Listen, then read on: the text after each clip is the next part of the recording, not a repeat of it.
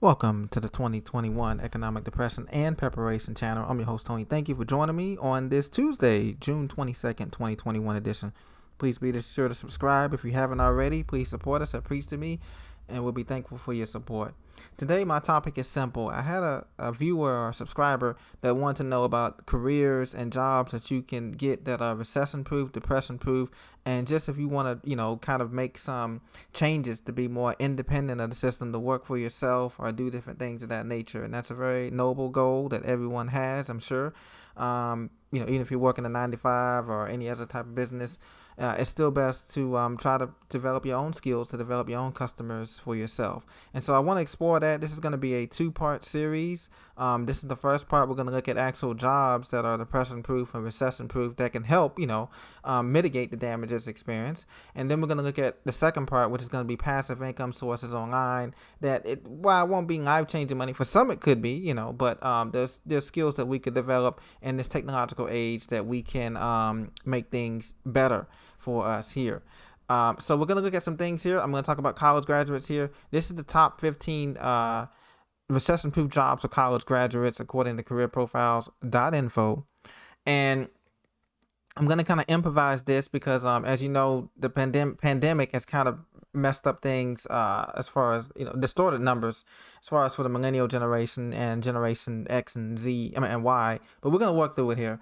Sales and finance. Listen, if you have a sales finance degree, a background in sales or finance degree, either accounting, business info systems, computer info systems, bachelors, those type of degrees, anything dealing with data, sales, and finance, that is in high demand. Because right now, even though we have the internet 3.0, Internet of Things, what happens is we have so much data and so much data gathering through these different things like, webcams and computers and text-to-speech things, applications like Alexa and Amazon, that they need someone to aggregate and to dissect this into personal data zones, okay? And they also need salespeople to sell these automation things that are going to be coming out in the stores, like when robots come out to help you pick out a sale instead of actually going to the sale. They're going to need people to sell these different type of automation products. So if you have a degree in advertising, journalism, sales, finance, accounting, computer information systems, IT, those jobs are going to be in high demand, as you can see here, because robots, even though they don't need maintenance and everything, or even though the computers don't need maintenance, they do need managing of data. They need someone to update the servers. Database administrators. You can get a bachelor's in computer science, and then after a few years, work your way up to a database administrator by getting various certifications offered by Cisco, Microsoft, the Khan Academy. Go to Khan Academy. You can learn about these different coding, anything from C++ to Perl to Python. Some of these languages that you guys know, those are very in demand. Java, those are very in demand for so far. Engineering. Now, engineering, I want to put a caveat on that because a lot of people have been saying the oil industry has been going down. As you know, that we're going to be going to this this kind of solar electric clean energy thing that President Biden and others have been pushing. And so oil will still have a need, yes, but that'll be more so outside of the United States and outside of the Western Hemisphere countries. That'll be your best bet. So if you're interested in international work anywhere in the developing countries like India, Russia, Germany, Brazil, Venezuela, those kind of things is where you're going to find more of your chemical petroleum engineering. But in the United States, we're going to need civil engineers because of the infrastructure plan. If you're civil, mechanical, if you're electrical, if you're a computer software engineering, that's popular, okay? Maybe you're not great at math and science.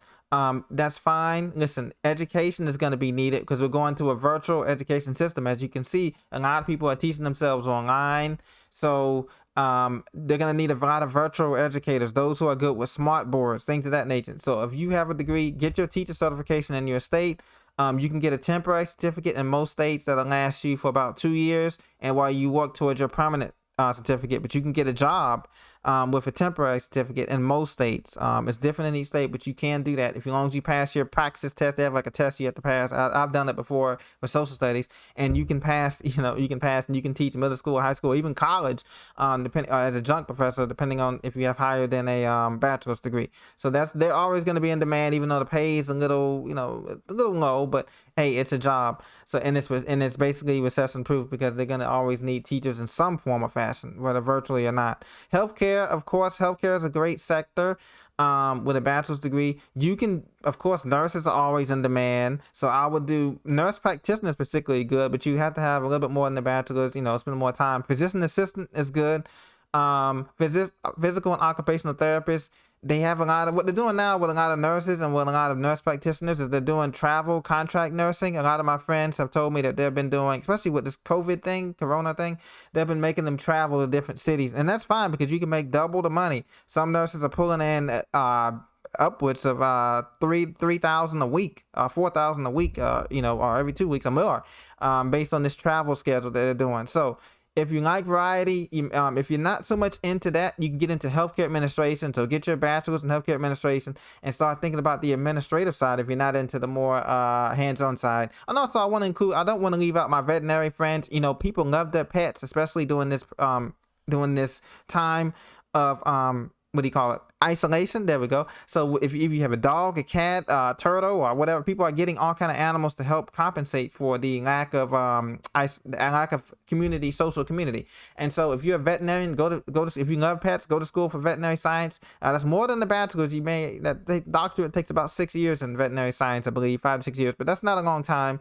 And it'll be recession proof because pets always need to be taken care of, and people are gonna spend money on their dogs and animals, as you can see. You go to PetSmart, I go there every week, not every week, but I go there every once a month, and I just to look around, and I see people in there spending $150 on grooming and all kinds of things, checkups, and it's just as expensive. They have pet insurance, security. That's gonna be absolutely vital if you have a degree in information security, computer information security, or information technology, or even physical security. Physical security work, all you need is a high school diploma or even an associate's degree in security, cyber security, or even physical security, data security. That's going to be in high demand, as you know, with all the hacking going on and the new Wi-Fi that's coming out that's very more open, but at the same time it's hackable.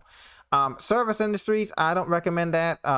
Food preparation business, those are going out because robots are replacing food in those areas. Utility workers are going to be needed. So if you're into, now waste management is always going to be needed, electricity and other utilities. So these are core day-to-day services. So maybe you may not be working out there in the field as a sanitation worker, or do a lot of them pull down $80,000 to $100,000 a year, believe it or not, in New York and other places. But or linemen on these utility poles, on the utility, those are great skills to have. If you're an electrician, get that. If you're a plumber, go get that as a trade. If you don't want to get a bachelor's, the best trades to get right now is an electrician, plumber. Those are the two best trades, and also carpenter. Carpenter. If you know how to build, lay drywall and lay, frame up a house and stuff like that, that's going to be very vital, especially with the tiny house market coming into the high demand in these cities that are overbuilt with condos and high-rise apartments. That people are moving to these tiny houses. So if you're a utility worker who can wire up a sewer up, electricity, waste management, and utilities, get those trades going in a trade school, and you can save yourself a lot of money in student loan debt, and you can make a lot of money because you'd be surprised at how much they pull down on a monthly basis after taxes. So credit managers, accounting, we mentioned that. Federal government, of course, federal jobs are considered stable, and they have, great benefits, and the pay may be a little bit behind the private sector, but they do have great benefits. So if you can get in with that, I know TSA is hiring with a bachelor. They have what they call Pathways program, graduate program. Search that on usajobs.gov, Pathway program. I know they have a couple other intern programs, and that can lead to a full-time employment, or is a permanent employment. So either come in as a program analyst, management analyst, budget analyst, TSA worker, passport stamp person at State Department. Most of the jobs are going to be in DC, obviously. That's the bastion of the federal government, but there's other cities too that have a lot of jobs too. So you want to check that out too if you seeking a recession-proof type of job, at least for now, while the system is still up. So now, courier service and delivery service. You can deliver for Amazon Prime. You can work from home. You can do a drop shipping business. So you can get if you get your degree in business administration, a general degree, you might want to look at that as well. Pharmacy, that is sort of iffy. Pharmacist is a recession-proof job, but it's the number of pharmacists is capped, and that you can work as a bachelor's of pharmacist, but that's phased out. They really want a PharmD degree, which takes about 5 years in most jurisdictions. Now let's see, auto mechanics. If you have a bachelor's or associates in that is true. You can make money doing that as well. Most mechanics charge 180 to 100,000 an hour minimum, and then there's other work too. So that's recession proof if that people decide to get their vehicles fixed.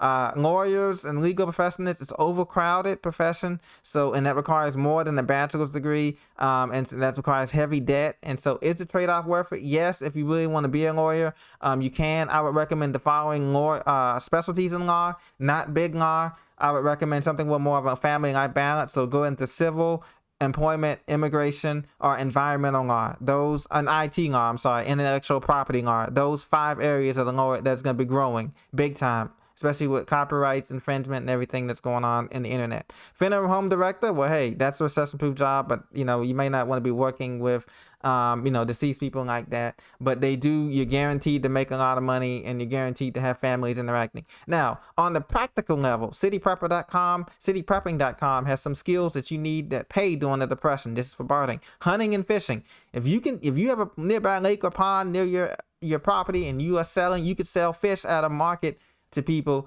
When they had, chances are they have less mercury and stuff like that. So you can sell fish. If you know how to hunt, you can sell venison, deer. If you know how to clean a deer out and sell the skin, you can sell that. Foraging, gardening, and farming. Once again, all of us have been talking about gardening, starting our own gardens this year. That's a popular thing to do. You can teach people horticulture and how to hydroponics, how to grow animals and farmers. If you have your bachelor's in that degree in that, you don't even have to have a degree in that. If you just have life skills in that, you grew up doing this. Some of you guys grew up doing this stuff, cooking and canning. That can also be a payable skill. Baking. A lot of people have shy away from baking, but baking is a very vital skill. And that you can sell stuff. You can sell baked goods, homemade bread. A lot of people are going back to organic stuff and going back to made from scratch stuff. You can sell that in your community as long as you are licensed and able to do that, with the county and all that kind of stuff. Sewing, knitting, crocheting, branding, knot tying. That's kind of dying art, but you can sell home brewing and fermentation stuff. If you know how to make stuff that you can, kombucha, maybe you can make your own kombucha drink or whatever, and people like it or whatever. You can learn how to sell that, or even sell that to a big corporation, maybe like Walmart. Maybe Walmart will pick up your home brew of fermentation. If they, you go out to Bentonville, Arkansas, and they test it, maybe it's a dream, but maybe they'll pick it up and you'll be able to use it.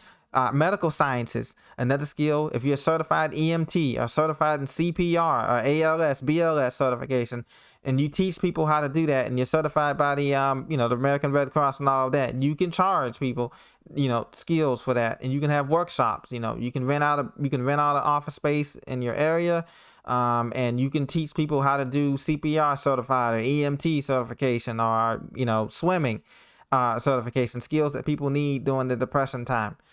Teaching, childcare, medical. You have to be careful with childcare, obviously, with background checks and all of that. Babysitting, I wouldn't recommend that during this time because it's a very touchy area. Not unless you have an area where it's a public domain, it's a whole bunch of cameras and stuff, in your house, and everything is secure, because things can happen, and the liability on these type of things is very, very high, even for people with degrees. So I wouldn't recommend childcare and stuff like that, babysitting, not in today's 21st century post-pandemic world. No, thank you. So these are just some of the things I just want to touch base with you on that.